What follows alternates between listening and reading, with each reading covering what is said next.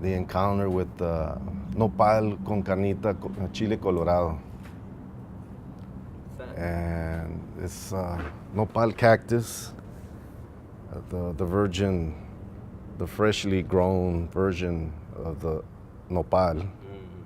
And you slice it into little square pieces. You mix meat and red chile colorado, and I was stunned. That was my first time exposing to that because my uncle was exposing Mexican culture and cuisine, you know, and mostly that's what the humble people would eat. Because you have to keep in mind, you're eating that kind of food when they were children.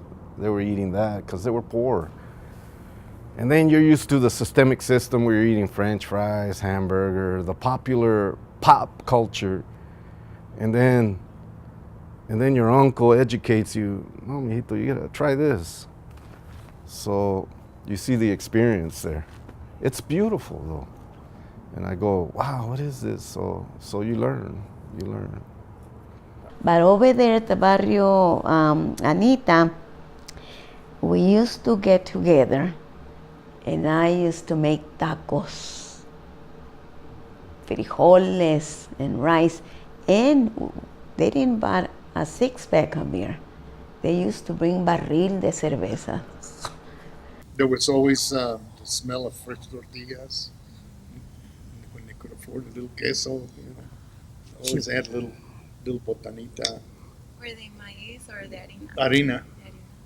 My tia Berta would make the what we call the Sonoran tortillas. Remember her putting flour on her arms and making these big tortillas. My mother would make more of las gorditas de manteca. What would you prefer, the gorditas or both? Both. But there was nothing like those big ones. Get them right off the stove. Put a little. We didn't have butter. We had margarine. Butter was a big deal during the war. Okay, This is or right after. So the men would have a little beers and pass the bottle. That was just a great time. And Grandma used to make a lot of tortillas. And my cousins that used to play right there at the Ori Park, they knew that they could come to Grandma's.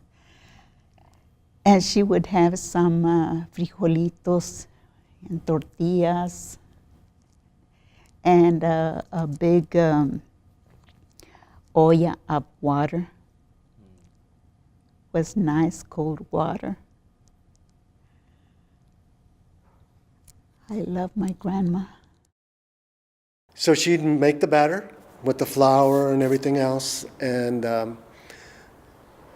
then make the little balls. And then she had I have a picture, and they weren't little tortillas, man. They were like big tortillas. And she would be out there, and she would just, there was a whole rhythm to them. And so then she would just make them and put them on the stove, and then you know how they pop up with the little bubbles, and then she'd flip them over with the little bubbles until they got nice and brown or whatever she wanted, and then she'd take them off, and she'd make a bunch at a time, and then usually she'd have some beans or something cooking with the tortillas. And so then we would just eat, everybody used to go eat, my tío, my tía, my dad, my brothers and sisters, my cousins. My grandmother was with us, and she had a lot of the Mayan tradition. They kicked her out of church, by the way, because she made this swing. Oh, very. It's something that you make and you bury in the ground, and it's fermented. Because they wanted to invite her to bring punch for the church. Mm-hmm. Well, we buried the tesween, and everybody, and she made the punch, of course, but it had a kick to it. And everybody was happy, but then later on, everybody had a hangover, and all the ladies got mad, and they kicked her out. And my grandmother says, that's no good spirit there. The Creator made a spirit. It's not in the building. This came from the earth. They used to make wine. It was called tesween. And they used to make the wine out of fruit, basically, you know. They used to get old grapes and melons and just ferment all of that. And I never really saw the process of how they used to make it, but I did take a few drinks out of that, and yeah, and so most of the people there were, you could tell that they were under the influence all the time. But I mean, they were all hard workers, they were responsible people, and Cooking was always a good thing. And the family gatherings, again, very little drama, if there was any little drama. And people would drink. My tata would drink. One of the stories is that my tata made moonshine. And so there was an antique buggy, and we have photos of it. And apparently he would put my uncle in the buggy, and he would put bottles of moonshine in the buggy too. So he would go to his neighbor's house and go, "Hey, how's it going? Oh, look at the kid." And they get the bottle, and so, okay, that'll be $5 or whatever it was, whatever deal he made. And so, because it was prohibition at that time, they couldn't do it out in the open. So he cruised. Apparently, that was one of the stories that I heard, that he cruised the neighborhood with my tío as a baby, and he made his deliveries that way. So, my especialidad son los burritos. I love to make burritos because it's easier. You don't have to use forks, plates. So I always make burritos for people that were there. We sold tamales. As a matter of fact, there was a book came out on the tamale recipe of my mom. Oh, really? Yeah, and Barrio Cooking. I can't remember the name of the lady, but it's in here in Tucson. It's published. Her recipe is published. One of their photos when we were kids also came out. Well, one of the traditions, and we still have it every year, is we make. My daughter, my wife can't anymore because of her health, but my daughter is the one that does the green corn tamales.